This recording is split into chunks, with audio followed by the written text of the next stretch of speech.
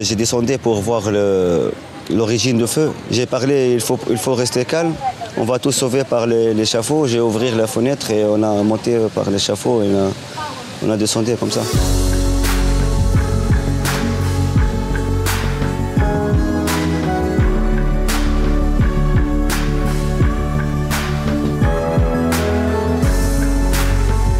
Au deuxième étage, il y a le tube de gaz qui a s'éclaté sur moi.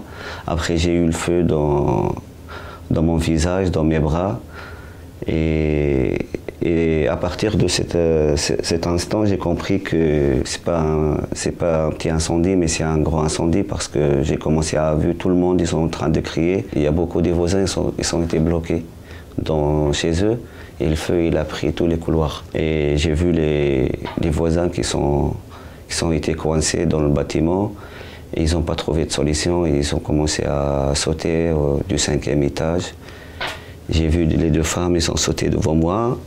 Ils ont été morts. Franchement, je ne peux pas penser, il n'y a rien. Parce que je n'ai pas l'habitude de voir le feu, avoir des gens qui sont en train de mourir devant moi. Il y a des gens qui hurlent, qui crient partout dans le bâtiment. Il y a le feu qui vous ne savez pas d'où il va sortir.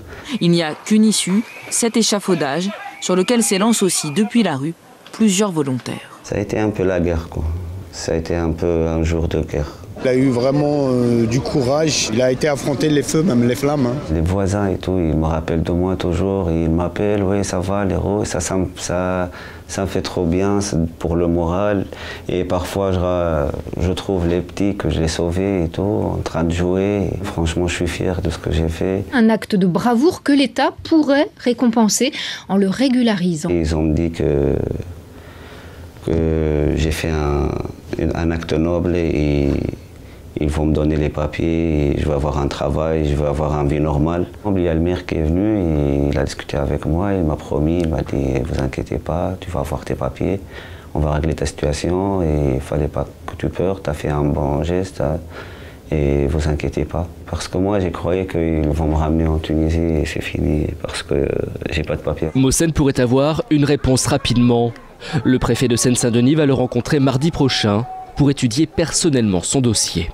Et je me suis trouvé dans un centre dans le 14e, un centre des gens malades, ils n'ont pas le même cas que moi, des gens tox qui prennent de la crack, il y a des morts, devant moi tous les jours.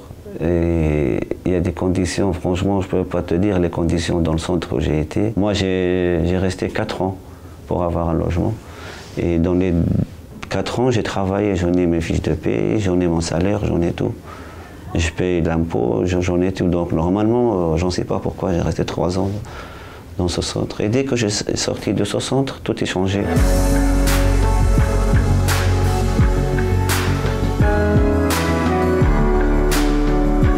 C'est incomparable avec la carte d'un an et 10 ans, franchement c'est incomparable. Même les patrons, même dans les sociétés et tout, ils te prennent sérieux, c'est pas comme un an ou bien avec un récépissé, franchement c'est incomparable.